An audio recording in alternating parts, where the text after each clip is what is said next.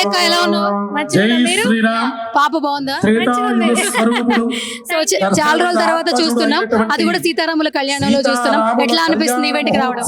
అంటే నేను ఈసారి పాప ఉండడం వల్ల ఇంట్లో ఏం సెలబ్రేట్ చేసుకోలే, కమ్యూనిటీలో కూడా సెలబ్రేట్ చేస్తారు, దానికి కూడా అవ్వలేను. బట్ దేవుడు పిలిపించుకున్నాడు అన్నమాట. నీకు బిడ్డతో నచ్చిన ఇంకా పెద్దగా చూపిస్తాని ఇంత వైభవంగా రాముల వారి కళ్యాణం చూపించే అవకాశం వచ్చింది. చాలా అదృష్టంగా ఫీల్ అవుతున్నా. బేసిక్ గా సీతారాముల కళ్యాణం చేయాలన్నా, పార్టిసిపేట్ చేయాలన్నా అదృష్టం కూడా ఉండాలంటారు.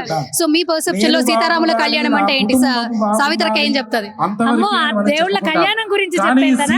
సో ప్రతి ఒక్కరు అంటే పెళ్లిళ్ళు విడిపోతున్నాయి, పెళ్లి చేసుకున్న వాళ్ళు విడిపోతున్నారు అని అనుకుంటున్నారు, కానీ ఎక్కడో ఒక దగ్గర నేను అబ్జర్వ్ చేసింది డెస్టినేషన్ పెళ్లిళ్ళు పెరుగుతున్నాయి, గివ్ అప్ చేయట్లేదు. పెళ్లి మీద కూడా చాలా మందికి ఇంకా మంచి ఒపీనియన్ ఉంది.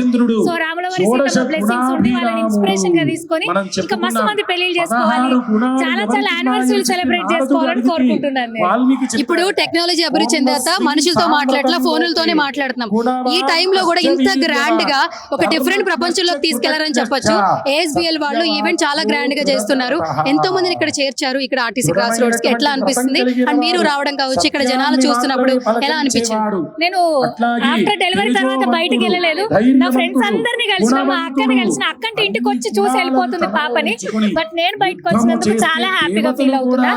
సో అంటే యూత్ ఎక్కువగా దేవుడి వైపు వెళ్ళడానికి కూడా ఇట్లాంటి కార్యక్రమాలు చాలా హెల్ప్ చేస్తాయి. దేవుని బాగా నమ్మడానికి, మన కల్చర్ ఇంకా కంటిన్యూ చేయడానికి ఇంకా బాగా ఉపయోగపడతాయి. సో దాన్ని చేసినామంటే చేసినట్టు కాకుండా ఏఎస్బిఎల్ వాళ్ళు నిజంగా రాముల వారిది ఆ కాలంలో ఎట్లా జరిగిందో అట్లా చూడండి, వెనకాల 3Dలో తర్వాత ఆయన పటం అన్ని అంత బాగా జరుగుతున్నాయి. సో నెక్స్ట్ వచ్చే జనరేషన్ కి మంచి ఇన్స్పిరేషన్ లాగా నాకు అనిపిస్తుంది. అండ్ ఈవెంట్ కి మెయిన్ గా సునీత గారు చాలా అట్రాక్షన్. ఆవిడ పాటలకి చాలా మంది ఫ్యాన్స్ ఉన్నారు. ఎప్పుడెప్పుడు ఆ కళ్యాణానికి సంబంధించిన పాట పాడతాను ఈగర్గా వెయిట్ చేస్తున్నాం. సునీత గారి గురించి ఏం చెప్తారు? మా ఆయన చాలా అంటే చాలా అంటే చాలా ఇష్టము. సో ఆమె పాటని నేను మా ఆయన కూర్చొని మా 15 నిమిషాలు మా పాప నిద్రపోతే ఎప్పుడెప్పుడు వాడితే ఎప్పుడెప్పుడు ఎంజాయ్ చేస్తే కొంచెం రిలీఫ్ అయిదామని వెయిట్ చేస్తున్నాను. Thank you so much and all the best. Thank you so much. Thank you.